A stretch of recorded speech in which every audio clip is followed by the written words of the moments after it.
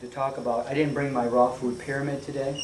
I probably can draw it on the board there later, but I'd like to just kind of explain it briefly. But it's sort of the food pyramid of health instead of the food pyramid that you get from the government, which is just same old foods kind of rearranged, and depending on which industry has been at the latest meeting for the food pyramid, meaning did the egg industry show up, did the fish industry show up, did the meat industry show up, because they all want to get on the the proper place on the food chart, the food pyramid, so they can promote their foods, and that's all they're really interested in. They're not interested in health. And again, that's all I talk about is natural health. I really don't talk about anything else. This is the latest publication I have. It's called Consumer's Guide to Purchasing a Water Ionizer. And there's a lot of misinformation about water ionizers, what ionized water is. It is the thing I am attacked about the most is ionized water. And I really am, like, sometimes viciously attacked. But if you really get into drinking ionized water, you'll see it is the foundation of health. And the water itself is the foundation of health. We're 70% water. Our blood's 90% water, our brain's 80% water, so our bones are 25% water. Water. Our liver's 90% water. So we need to constantly be drinking water all day. I haven't eaten anything today other than this meal, and that's very typical for me. I generally get up in the morning and don't eat anything till about noon, 1, maybe 2 o'clock in the afternoon, because it gives you a chance to really do a cleanse or a fast of even if it's a short duration.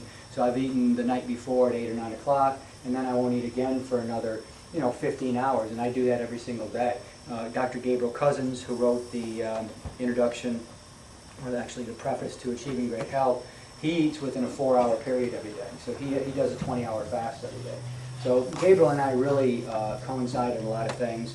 And I kind of brought him around in water. And what he always promoted, this by the way is my catalog, and it basically is a synopsis of Achieving Great Health. So it's got my entire health protocol in here, and then some of the products that we sell and everything. But so you're welcome to pick that up. What was the book you said that you didn't have here? Confessions of a Bodybuilder. That was my first book. So Achieving Great Health kind of took its place because it was much more comprehensive. And when I did my radio show, I had everybody in the health world that I could find to get on my show, and they all came on. I had David Wolf on several times. I had Gabriel Cousins. I had Victoria Botenko. I had all the Botenkos. I had Paul Neeson on a few times. I had Hiawatha. And so I had guests and guests and guests, and I learned from them. I learned tremendous amounts of information. I absorbed it all. We were all pretty much on the same page. There were little differences. There's a group of people out there called hygienists. They're very, very strict. I kind of call them food Nazis sometimes because they really, certain foods they won't let you eat or anything. They're big into fruit. I think we've got to be careful not to eat too much fruit. Especially if you're challenged, you have certain health challenges, there's too much sugar in your body, so you really got to be careful about that. But anyway, so those are the books that I've written, and let me just start with ionized water, because there's nothing more important for us than water, and there is no better water than ionized water. And one of the things that really upsets people the most about what I do is that it's called The Miraculous Properties of Ionized Water. And it is the definitive guide to the world's healthiest substance. And that's quite a claim, because what I'm telling you basically is that the healthiest substance in the world is ionized water. And people really, really come after me for that, but I'm going to explain to you exactly why I think this is the healthiest substance in the world, and I choose my words very carefully. I write to the average person. These are not technical books. There's a lot of people out there, and they write these books, and they're big, thick, huge books and everything, and I just wonder who's ever going to read that.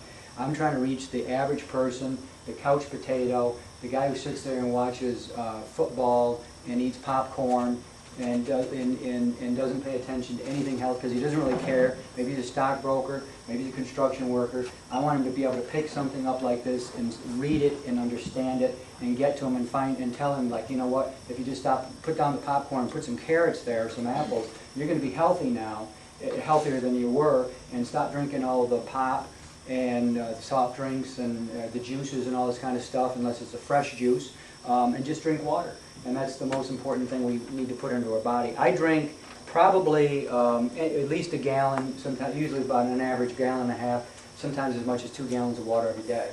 A couple things to keep in mind when I say that is, number one, never drink water half an hour before, during, or half an hour to an hour after you eat. I generally wait a good hour and a half before I start eating water again because it just dilutes your digestive process. You don't want to drink water with your meals. It's one of the biggest mistakes people make.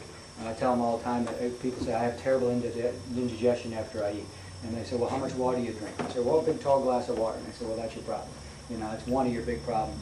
And of course, another thing is, you know, we want to take probiotics, which is the friendly bacteria. You can do fermented foods, or I promote probiotics very heavily, but we'll talk about that in a minute. But ionized water mimics all the same qualities of raw fruits and vegetables. It's really quite amazing in that way, and I kind of really thought about that and came up with that idea on my own. But if you look at the qualities of raw fruits and vegetables, you'll see that ionized water is exactly like raw fruits and vegetables.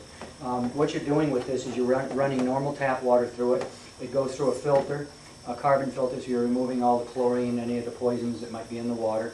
And then you're running the water over a positive-negative electrode, an anode and a cathode. You're creating positive-negative ions in the water, and then you're separating them. So basically what you end up with is 2 different waters that are made simultaneously, okay, at the same time, and one is very acid and one's very alkaline. So they're kind of yin-yang. They kind of, like nature has divided itself. And it's a really fascinating subject. In my book, all my books talk about ionized water because, of course, it's the most important thing. I'm working on a new book now.